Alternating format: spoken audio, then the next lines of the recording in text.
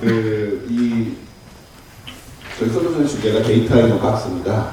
사실 데이터를 추출하고 수집하고 정제하고 분석하고 비주얼라이즈하고 그걸 또 업무에 활용하는 것까지를 사실 하나의 플랫폼에서 제공하자. 그리고 그거를 사실은 간편하게 쓰므로써 보다 분석하시는 분들이 데이터 부분에 집중하실 수 있도록 솔루션을 했고요. 마지막 세션입니다. 마지막 세션은 앞에서 저희 김대희 상무가 보여드린 솔루션 툴을 가지고 실제 고객들은 어떤 식으로 활용하고 있는지에 대한 실제 사례에 대해서 저희 회사 AI 랩의 리더이신 윤우영 사모님께서 발표해 주시겠습니다.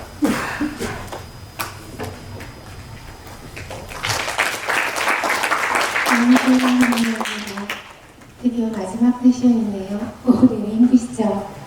제가 30분 안 넘기도록 최선을 다하도록 하겠습니다. AI The Moment of Truth라고 되어 있어요.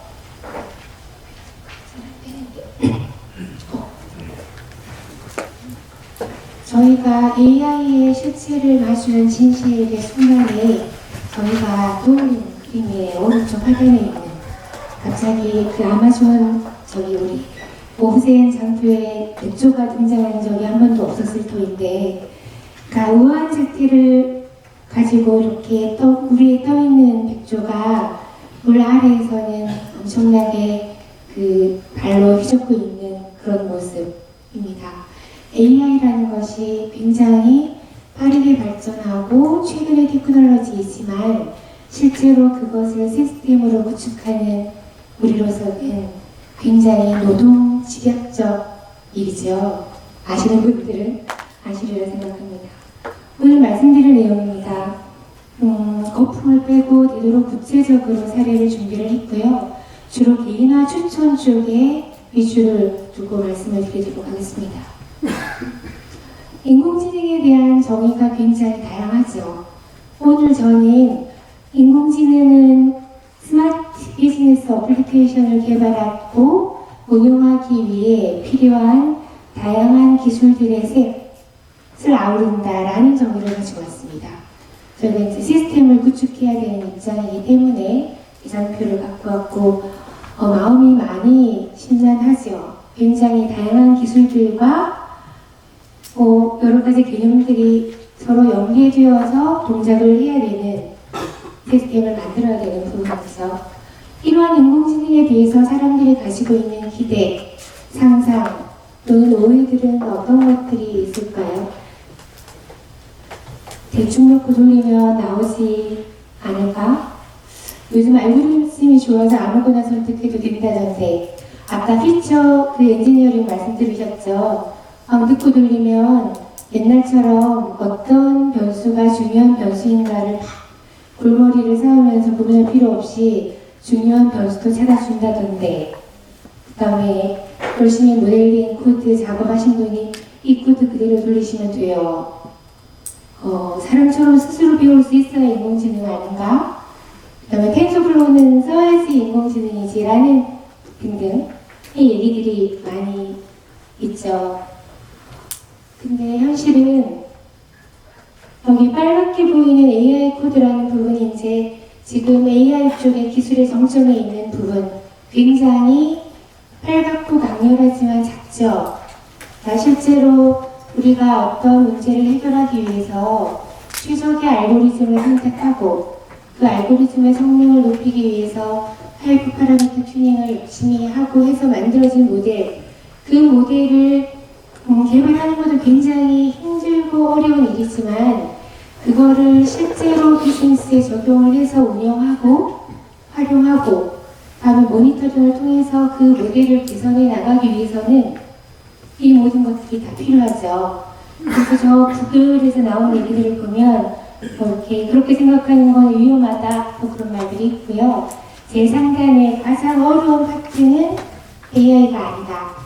왜냐하면 AI가 쉬워서가 아니라 AI에 대한 알고리즘들은 여러 박사님들이 연구를 많이 하고 계시죠. 나날이 새로운 알고리즘들이 나오고 각종 컴피티션을 통해서 우리가 생각하지 못했던 것들이 계속 나오기 때문에 저희는 우리 문제를 잘 풀 수 있는 알고리즘을 선별해서 사용하면 되니까요. 그래서 가장 어려운 AI라는 부분들이 강렬하지만 저렇게 작게 표시되어 있습니다. 많은 어려움, 시련, 난관, 제한사항 그런 것들을 때로는 받아들이고 때로는 극복을 하면서 저희가 이제 구축하는 것들을 말씀드리겠습니다. 가장 관심이 많으시다고들 하는 신세계 백화점 S마인드 사례입니다. 2016년 4월에 시작해서 한 9개월 동안 프로젝트를 성공적으로 마무리했고요. 2017년 3월에 각종 매체에 오른쪽에 있는 내용과 비슷한 기사들이 나왔습니다. 팩트 체크를 좀 해볼까요? 오른쪽 기사에 보면 여러 가지 숫자들이 나와요. 고객들에 대해서 몇백만, 그 다음에 몇억 개의 스코어를 만든다더라, 이렇게 있는데 대부분 다 사실이고요. 맨 아래에 있는 연간 1,000억 원 이상 매출 증대 효과를 볼 것으로 기대한다. 그거는 제가 알 수 없는 일입니다. 오른쪽에 있는 숫자 중에서 사실 조금 과장되지 않고 오히려 잘못된 것들은 사용자별로 100개 정도 변수가 사용됐다고 그랬는데 사실은 300여 개 정도 변수가 사용됐고요. 이거를 이제 그 만든 스코어를 적용한 쪽이 첫 번째 앱이었어요. 모바일 앱. 그래서 모바일 앱을 저 시스템을 오픈하고 나서 한 달도 안 됐는데 모바일 앱에 폭주를 해서 서버가 다운돼가지고 서버를 증설했어요. 성공적이라고 볼 수 있겠죠.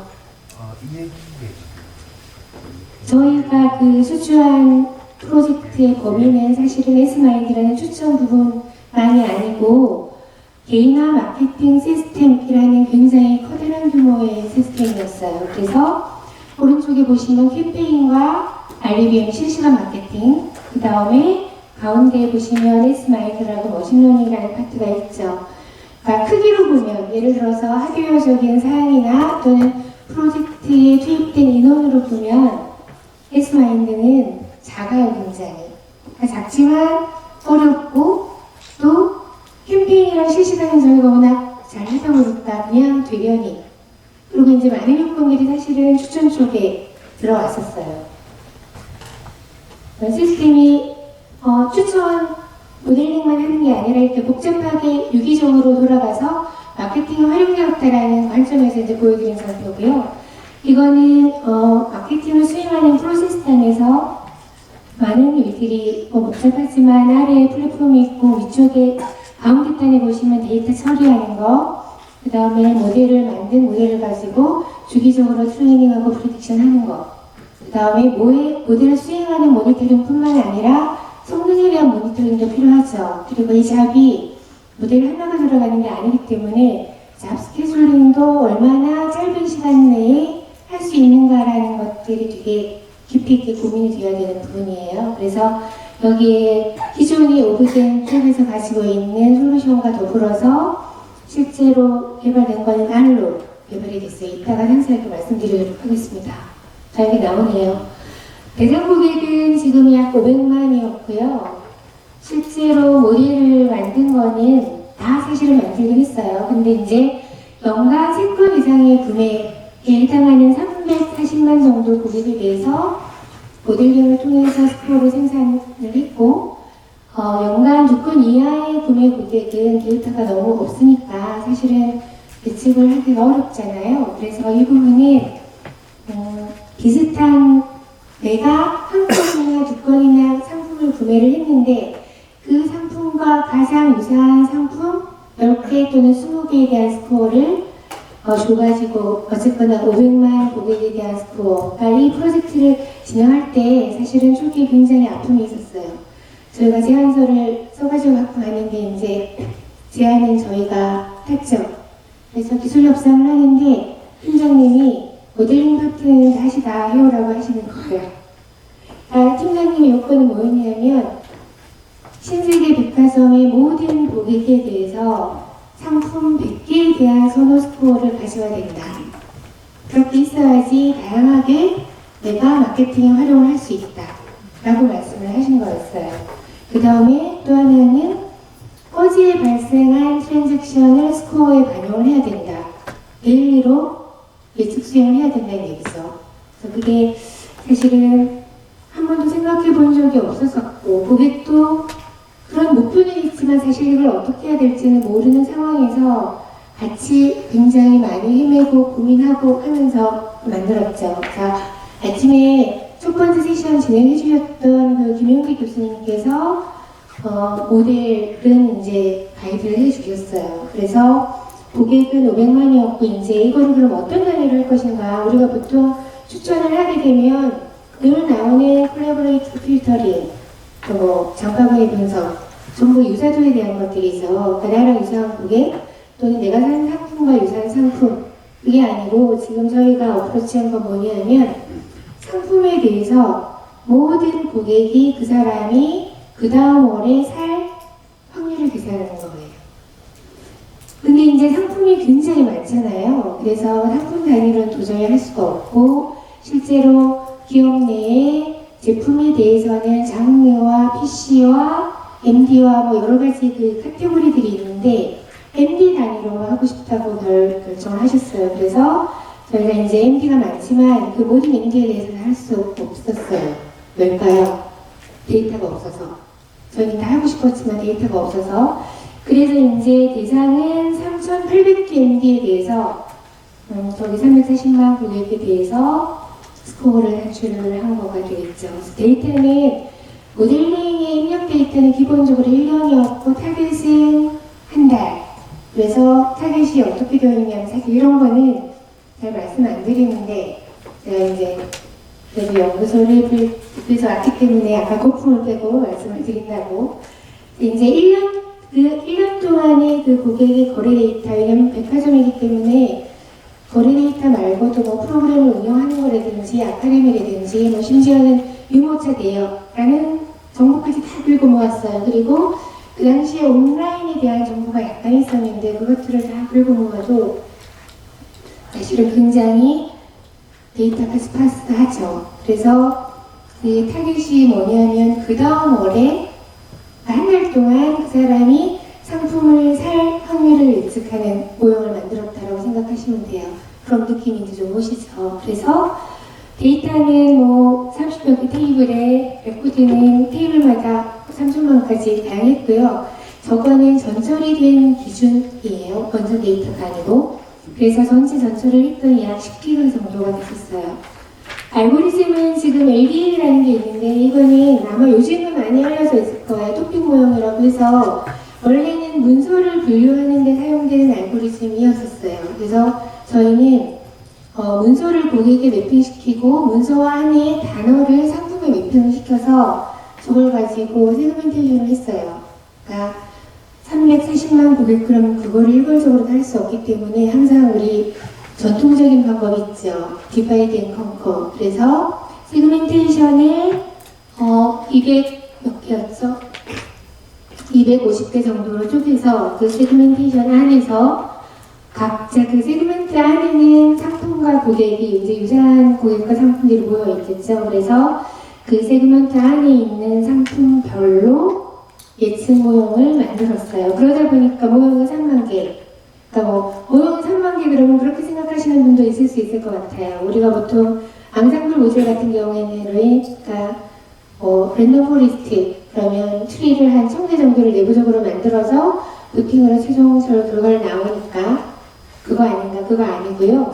실제로 입력 데이터와 타겟이 주어져서 우리가 돌려야 되는 모형의 개수가 3만 개. 그러다 보니까 수행 시간이 굉장히 문제가 되겠죠. 그 다음에 이제 각 모형별로 입력 변수는 300여 개. 그래서 이 부분들이 이제 시간이 굉장히 오래 걸리고 그러기 때문에 저희는 전부 굉장히 기본으로 들어가서 분석을 합니다. 프로세스를 쭉 분석을 해서 실제로 시간이 소요되는 구간이 어디인지, 그 다음에 이것들을 어떻게 하면 줄일 수 있는지 라는 것들을 해서 하루 만에 모형을 수행할 수 있게끔 만들었어요. 그 다음에 이제 실제로 예측 모형 자체는 리치 레그레이션을 썼었고요. 그 당시에 부스팅 쓰고 싶었는데 부스팅은 시간이 너무나 오래 걸려서 이게 이제 2016년도니까 그때는 부스팅을 쓸 수가 없었어요. 그렇게 해서 실질적으로 저 부분은 모델을 한 달에 한 번씩 만들고 이제 저걸 가지고 매일 예측 수행을 하는 거죠.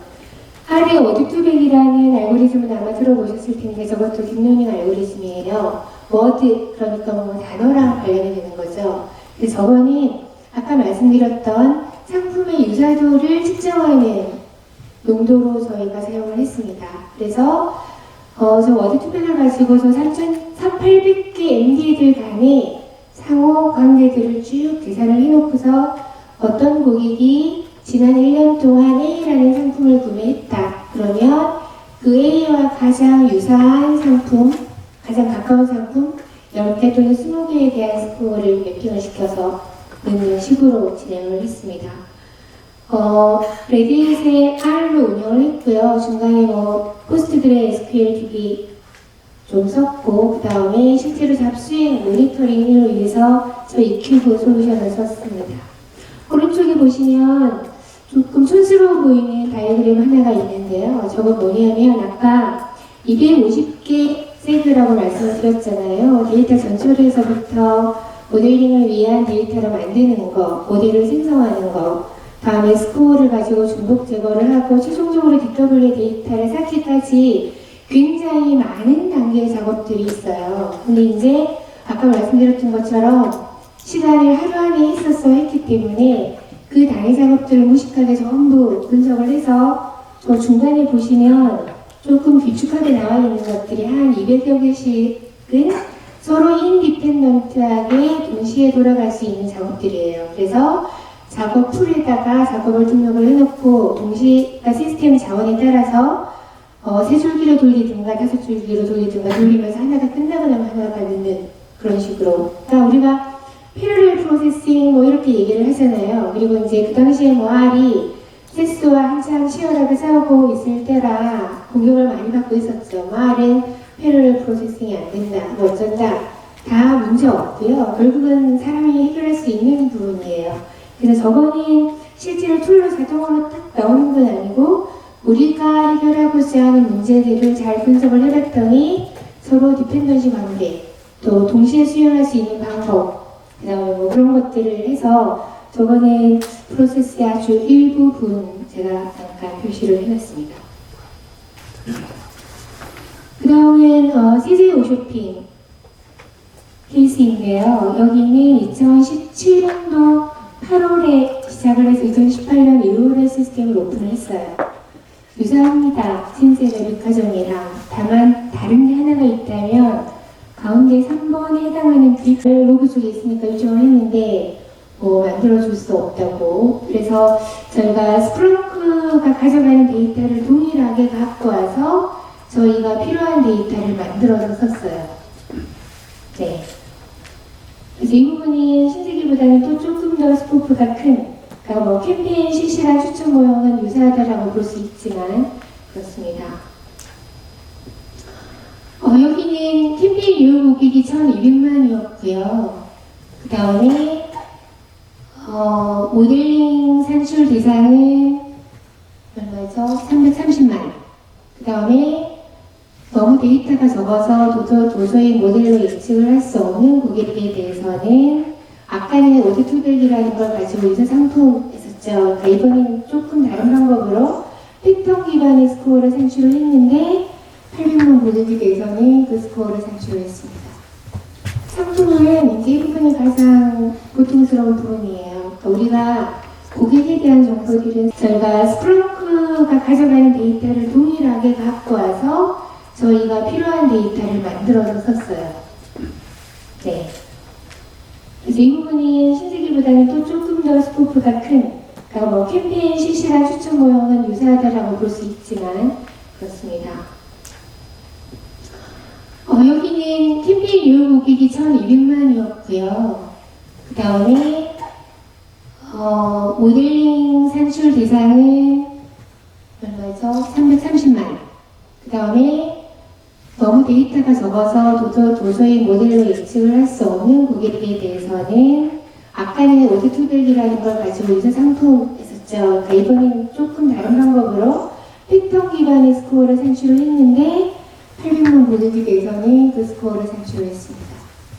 상품은 이제 이 부분이 가장 고통스러운 부분이에요. 우리가 고객에 대한 정보들은 사실은 굉장히 많은 속성들을 전통적인 거에서부터 시작해서 최근에는 로그를 통한 행동 데이터까지 많이 쌓고 활용을 하고 계시지만 상품에 대한 메타 정보는 생각보다 굉장히 열악해요. 그래서 당시에 상품에 대한 정보를 쓰고 싶었는데 대중소세 분류라는 카테고리가 있었어요.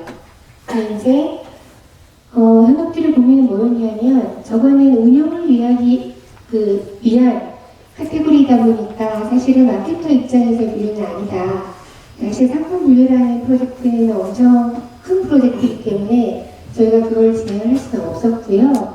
그 소분류와 세분류를 조합해서 저희가 1,500개 우리가 예측하고자 하는 새로운 분류를 정의를 해서 그걸로 진행을 했습니다.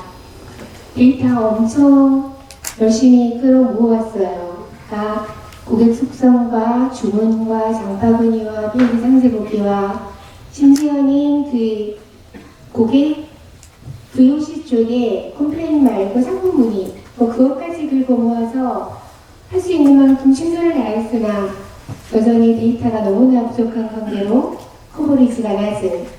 실제로 이제 들어가서 우리가 보통 가면 타겟 분석을 하거든요. 그래서 사실은 기술의 문제가 아니라 다 데이터의 문제예요. 그래서 아까 이제 앞쪽에 제가 여기는 그래서 데이터가 조금 더 크죠. 사이즈가 32기가 30기가.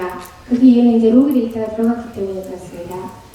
여기는 입력 데이터 똑같이 1년을 받고요. 그 다음에 여기는 위클리로 예측 수행을 해요. 그래서 한 달을 5주로 가서 5주 단위로 모델링을 수행을 하고 위클리로 예측 수행을 하는 것 같고 아까 제가 그 신세계 백화점 같은 경우에 이 스파스라는 파트에 다이나믹이라고 아마 써놨을 거예요.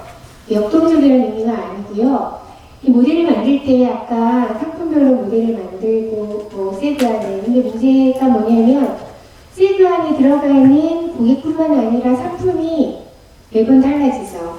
그래서 만들어야 될 모델도 매번 달라지고 그 모델 안에 들어가는 300개 그 속성들도 다 달라져요. 그러니까 우리가 일반적으로 모델 그러면 열심히 데이터 분석해서 입력 변수 정의하고 그 다음에 만들어지면 돌리면 되는데 그 입력 변수 자체가 사실은 세그멘테이션을 통해서 만들어지는 MD에 따라서 서로 간의 관계 때문에 그것들이 변수로 들어가다 보니 굉장히 데이터가 다이나믹하죠. 모델 자체가 다이나믹한 거죠. 그래서 어떨 때는 모델이 예를 들어서 잠깐 삼성대라고 했지만 매달 생성되는 모델의 개수도 달라지고 자 여기서는 사실 신세계도 유사한데 스파스예요. 데이터가 너무너무 영이 많아요. 입력 변수가 지금 여기 같은 경우에는 1200개예요. 근데 1200개는 여기는 조금 신세계보다 다르게 1년을 쿼터를 해가지고 상품 하나에 대해서 4개 데이터를 넣다 보니까 조금 더 입력 변수가 많아졌어요.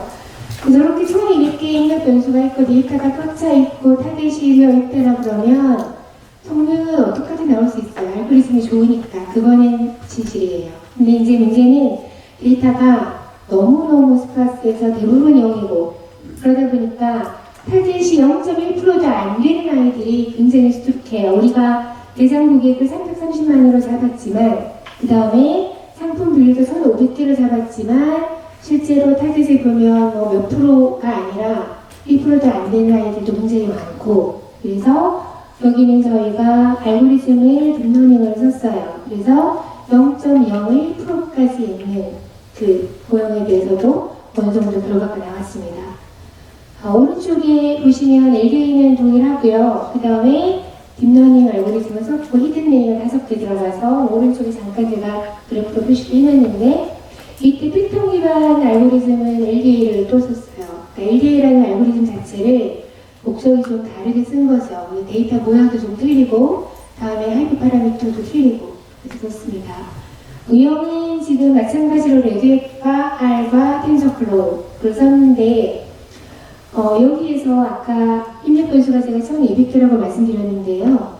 데이터 만드는데 시간이 굉장히 오래 걸려요. 아마 아시는 분은 아실 거예요. 그래서 데이터 만드는 거를 R의 기능을 써서, R에 좋은 기능들이 되게 많죠. R의 기능을 쓰고 R에서 지원되는 또 패러럴 프로세싱도 하고, 그 다음에 그 작업단에서도 또 동시 수행도 하고, 그렇게 하면서 여기도 마찬가지로 하루 안에 모형을 수행을 하고 예측 수행도 하루 안에 보시면 뭐 70시간, 아까 신세계 같은 경우에 130시간, 그렇지만 실제로 돌아가는 시간은 20시간 내에 이렇게 진행이 됩니다. 추천 모형으로 조금 자세하게 들어가 보겠습니다. 일반적으로 고객들마다 전부 기본 기초세금이 있죠.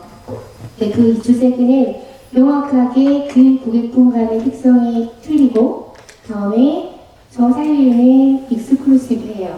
고객이 종국이 없죠. 그래서 가장 큰 상단에는 고객이 가지고 있는, 또는 우리가 이제 미팅을 통해서 진행하기로 했던 그 고객의 기초세금을 일단 설정을 해요. 그리고 각 기초세금에 대해서 오른쪽에 그 두 가지 마이크로 세분화와 그 다음에 개인화 추천 스코어를 산출하는 작업들이 반복적으로 진행된다고 보시면 됩니다.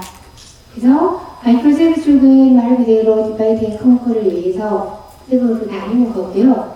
오른쪽에 있는 거는 지금 딥러닝으로, 그래서 목표는 뭐냐면 홍길동이라는 사람한테 적어도 상품 수십 개에 대한 스코어가 산출이 됐으면 좋겠다. 그거는 그래서 조금 더 디테일하게 들어가 보시면, 제가 이 부분을 굉장히 이해들을 잘 못하셔가지고 친절하게 설명을 드리려고 만들었는데, 지금 왼쪽에 보시면 그 기초세금 안에 고객이 수백만 명, 상품은 수백 개 이렇게 되어 있어요. 근데 LDA라는 알고리즘을 통해서 세금을 만들어요. 경우에 따라서는 10개를 만들기도 하고 20개를 만들기도 하고, 그래서 그 각 마이크로 세금 안에는 고객이 쪼개져서 들어가죠. 그러니까 수백만에서 수십만, 상품도 수백만에서, 이렇게 수백만에서 100 내외, 어떤 경우는 뭐 200이 될 수도 있고요. 저거는 정확히 나름입니다.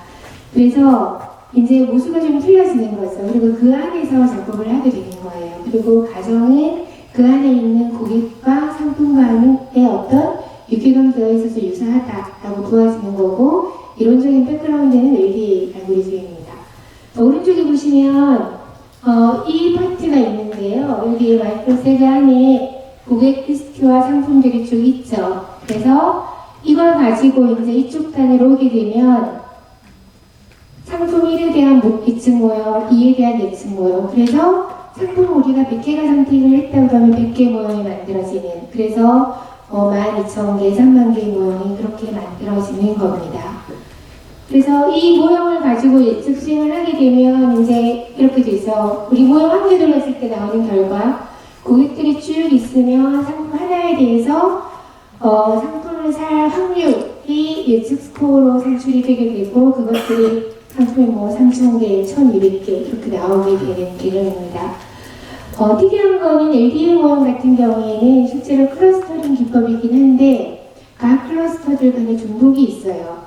그래서 여기 나와 있는 마이크로세그 1번, 2번, 3번 같은 경우에 한 고객이 2개 이상의 세그먼트 안에 포함될 수 있습니다. 그래서 쟤를 다 수행하고 나면 어떤 고객에 대해서 중복이 있겠죠. 어떤 상품에 대한. 그래서 그것도 로직을 가지고 스코어 중복을 하고 통합을 해서 궁극적으로는 DW에 이렇게 데이터가 들어가게 되죠. 어떤 상품 분류에 대해서 고객에 대한 스코어들이.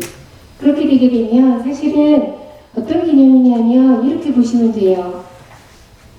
한 고객한테 이 고객이 관심을 갖는 상품을 순서대로 알 수 있겠죠.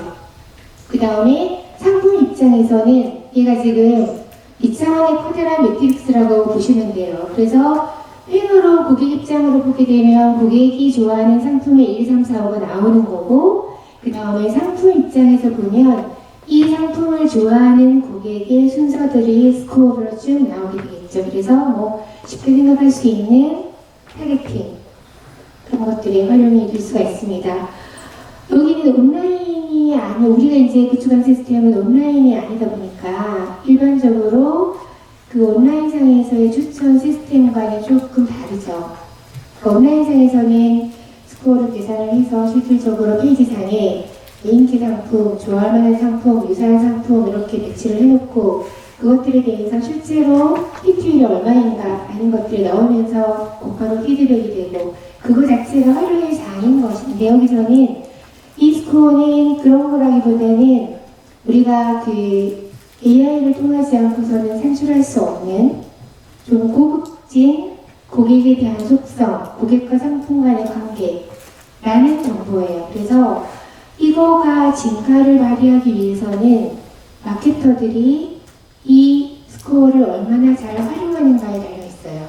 그러니까 50편 같은 경우에도 이렇게 스코어가 되어 있을 때 저 스코어는 추천을 해주는 게 아니잖아요. 그래서 캠페인을 수행을 할 때 여기에 가장 반응을 잘 할 것 같은 고객을 본인의 노하우와 접목을 해서 실행을 했더니 엄청나게 성과가 좋았다 라는 말을 간접적으로 전해 들었습니다. 제가 저녁을 사면서 회포를 풀면서 성공 사례를 좀 말씀을 해달라고 그랬더니 기업들이 그런 거 잘 말씀을 안 해주시거든요. 근데 이제 진짜 효과가 있었다라고 전해 들었습니다.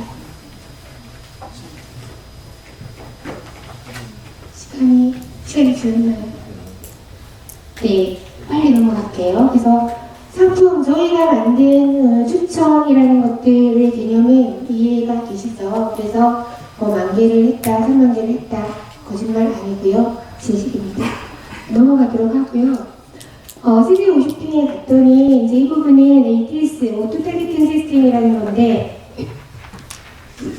굉장히 오래전에, 수년 전에 어느 분이 아마존 웹 서비스에서 그 오토 타겟팅 시스템 알고리즘을 만들었대요. 뭐냐면 FC나 LMS, SNS를 이렇게 보내잖아요. 그럴 때 타겟팅하는 게 굉장히 어렵고 타겟팅을 못하는 분들도 많고 어떤 경우에는 굉장히 바쁘기 때문에 내가 타겟팅을 안 하고 그냥 이 캠페인에 가장 반응할 것 같은 고객 1,000명 뽑아줘. 그러면 자동으로 뽑아줬으면 좋겠다 라는 걸 만들어 놨더라고요. 그래서 아마존 웹 서비스에 포스트그레 SQL 2만 라인으로 되어 있다고 하는데 문제는 그거를 만든 분이 회사를 떠나서 그 시스템을 내부적으로 아무도 모르고 계셨어요. 그래서 모델이 돌아가나요? 그대로 없다고 그러셨거든요. 그래서 이제 들어가서 분석을 해봤더니 그 시절에 수년 전이었으니까요. 저는 들어보지도 못했던 메들립이라는 그 통계 알고리즘, 저기 이제 그 로지스틱 알고리즘 같은 게 있거든요. 그래서 메들립은 설치를 하게 되면 포스트글의 함수로 그 펑션을 불러줄 수가 있어요. 그래서 로지스틱을 가지고서 변수 한 150개 정도 가지고 이 캠페인 반응에 대한 것들을 계산을 한 다음에 실제로 방송 나가기 2시간 전에 그런 것들을 하고 있어서 이거를 반드시 이번에 새로 구축하는 캠페인에 붙여달라는 게 요건이었어요. 그래서 저희가 정말 분석을 해서 밑에 R 환경에서 프로그램 이전을 했고요. 저희 캠페인 시스템에서 타겟팅 방법에 ATS라는 방법이 추가돼서 기존에 쓰시는 분들이 잘 저걸 하면서 저희가 이제 지금 좀 지났으니까 진행되고 있을 때 문제점 같은 것들을 좀 발견을 해서 개선을 해드렸더니 굉장히 좋아하셨습니다. 실시간 예측 수행인데요. 실시간은 항상 핫한 화두죠. 실시간으로 모델을 만들어야 된다라고 얘기가 되던 때가 있었어요. 더 이상 그런 말씀들은 안 하시죠. 그냥 실시간 예측 수행은 계속 얘기가 되고 있는데 저희가 2017년도 9월인가요? 그때 어떤 모험이 있다라고 했을 때 실제로 RDBM이랑 연동돼서 실시간 예측 수행하는 시스템 운영이 가능한가? 모델의 성능이 아니고 그 시스템적인 그것들을 검증을 하자가 목표였어요. 그래서 실질적으로 아까 잠깐 나왔지만 모델은 굉장히 단순해요. 업종, 과거에 사용한 업종 14개를 가지고서 그 다음 업종을 사용하는 RNN이라는 딥러닝 알고리즘을 가지고 실시간 마케팅 시스템에서 고객이 카드를 긁은 순간에 추천 시스템에다가 이 사람이 이 다음에 쓸 것 같은 업종 추천해줘 하면 데이터를 갖고 가서 물어봐가지고 그 다음 추천 결과가 나와서 그걸 가지고 캠페인을 수행하는 그런 시나리오입니다. 실제로 적용했었고요. 밑에는 실제 운영되고 있는 거였는데 실시간 추천 시스템은 R 텐서플로우 깔아서 조립 PC 가져다가 작업했습니다. 전부 실제 상황이고 맨 마지막에 채널단만 실제로 이제 메시지가 나가면 안 되니까 채널단만 더미 채널로 만들어서 했고 실제로 여기 있는 것들은 돌아가는 시스템에 접목을 해서 진행을 했습니다. 결과죠. 가능하다. 그 다음에 유연성 높고 확정성 높고 더불어 기술의 난이도도 높다. 성능 보시면 지금 예측 수행하는 시간 평균 132ms 나왔습니다.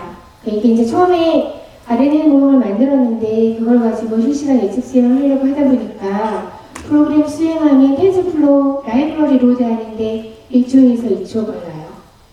도저히 모형을 수행을 해서 132ms의 결과를 낼 수가 없죠. 우리는 열심히 해결책을 찾았어요. 그래서 해결책을 찾았고 실제로 이벤트가 감지돼서 도미 전송까지 평균 142시간, 맥시멈은 1.2초 정도 됐습니다. 근데요, 실제로는 시스템적으로, 기술적으로는 전부 가능해요. 문제는 데이터. 우리가 실시간 예측 수행을 한다라는 말은 지금 일어난 실시간의 이벤트가 모델의 입력 데이터로 들어가야 되잖아요. 그러면 모델의 예측을 하기 위한 입력 데이터를 그 순간에 만들어서 또 어딘가 갖고 있다가 붙여서 넣어야 되는데 그게 어마어마하게 돈이 많이 드는 일이죠. 그래서 데이터 처리가 관건이고 또 그렇게 돈을 들여서 했을 때 비즈니스적인 ROI가 나올 수 있는 시나리오가 무엇일까? 유용한 시나리오. 이 부분이 관건이라고 생각이 듭니다. 요즘 많이 고민들을 하고 계시기 때문에 아직까지는 제가 실시간에 뭘 했다라는 얘기는 못 들었는데 조만간에 얘기가 들려오지 않을까 또는 저희에게도 의논을 해주시지 않을까라고 기대하고 있습니다. 자, 이 부분은 제가 간단하게 넘어갈게요. 가고 그런 거예요. 그러니까 자동차에 신호가 있는데 이걸 가지고 처리한 이거는 저희가 오브젠이 진행한 건 아니고 지금 오브젠 랩에 최근에 귀한 문제들이 많이 영입이 있습니다. 그분들이 수행하는 사례들을 제가 잠깐 넣어놓은 거고요. 마치면서 실제로 크게 두 가지 파트가 있어요. 고객 입장에서는 AI를 어디다가 쓸까?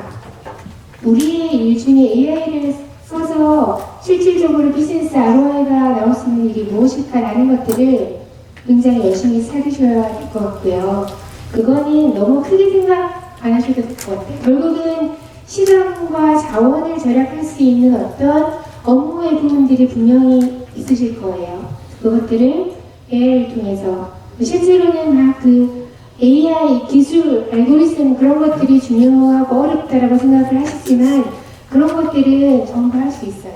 전부 할 수 있고 다음에 또 많아요. 저희 같은 경우에 네트워크가 많아서 교수님한테 알고리즘도 근데 교수님한테 알고리즘을 의뢰를 할 때는 분명히 이걸 말씀을 드려야 돼요. 저희가 해결하고자 하는 문제는 이거고 다음에 이 문제를 해결하기 위해서 우리가 준비한 데이터의 특성은 이겁니다.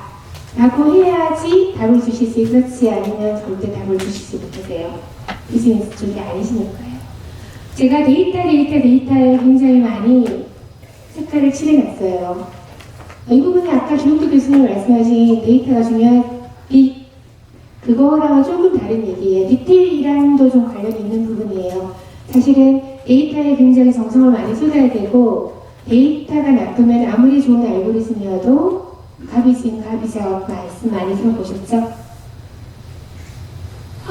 가트너에서 지난 20며칠인가에 그 2020년도에 탑10 기술 트렌드를 발표를 했죠. 제가 여기에 지금 2017년도서부터 AI와 관련된 2017년도에는 AI 앤 어드밴스드 머신러닝이라는 말이 있었고 그 다음에 AI 파운데이션, AI 드리븐 디벨로먼트, 그 다음에 심지어는 지금 이번에는 하이퍼 오토메이션이라는 용어가 나왔어요.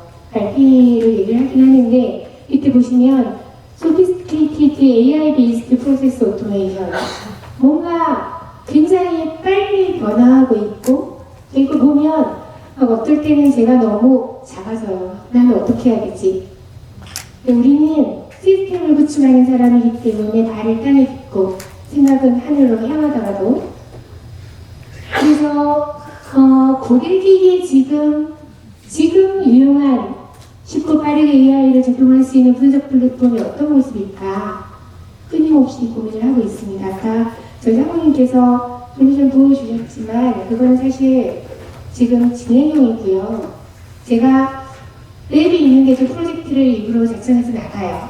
실제로 어떤 문제들이 있는지 제가 알아야 솔루션을 만들기 때문에 저희는 어제는 매일 조금씩, 저희 대표님은 조금씩 강조하시겠지만 언젠가는 브레이크스루에서 매일 많이 나아가는 날이 올 것을 기대합니다. 감사합니다.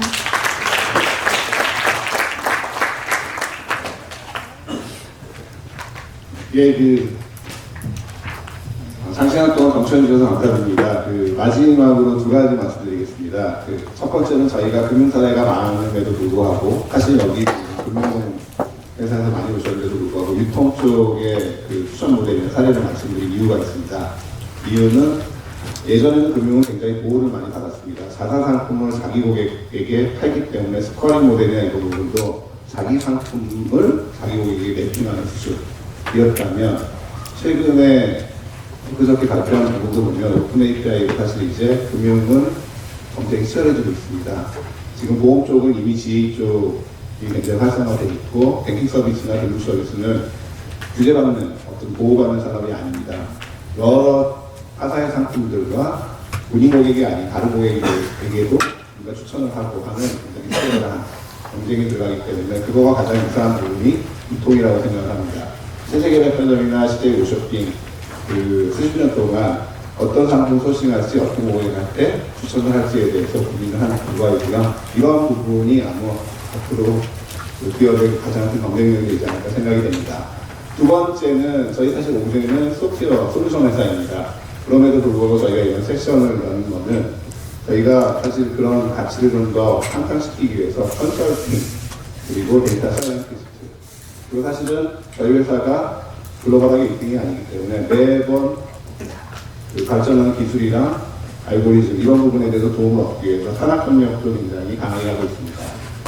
그래서 사실은 저희 회사는 솔루션과 컨설팅, 그리고 분석, 그다음에 최신 동향이나 이런 항공적인 알고리즘까지 제공할 수 있는 종합 솔루션 회사가 되려고 노력하고 있고, 최근에는 오피스를 리노베이션 했어요. 그래가지고 연구소와 컨설팅 서비스 부서 안에 한 30명 정도 들어가는 규모의 회의실을 만들어 놓고 모든 사람들이 같이 모여가지고 고객들에게 솔루션을 보여드릴 수 있고 같이 고민할 수 있는 장을 만들었습니다.